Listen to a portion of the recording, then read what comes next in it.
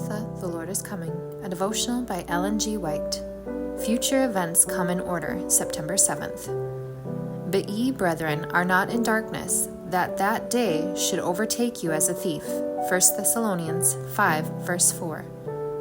I saw that Jesus would not leave the most holy place until every case was decided either for salvation or destruction, and that the wrath of God could not come until Jesus had finished his work in the most holy place, laid off his priestly attire, and clothed himself with the garments of vengeance.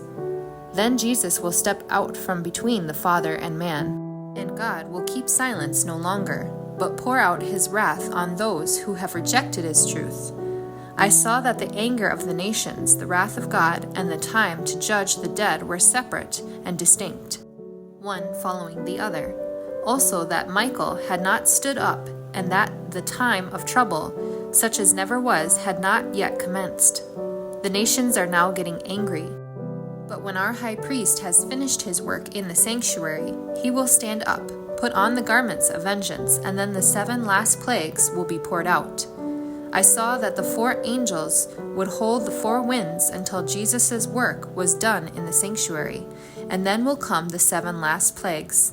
These plagues enraged the wicked against the righteous. They thought we had brought the judgments of God upon them, and that if they could rid the earth of us, the plagues would then be stayed. A decree went forth to slay the saints, which caused them to cry day and night for deliverance. This was the time of Jacob's trouble. Then all the saints cried out with anguish of spirit and were delivered by the voice of God. Before his crucifixion, the Savior explained to his disciples that he was to be put to death and to rise again from the tomb. But the disciples were looking for temporal deliverance from the Roman yoke, and they could not tolerate the thought that he in whom all their hopes centered should suffer an ignominious death.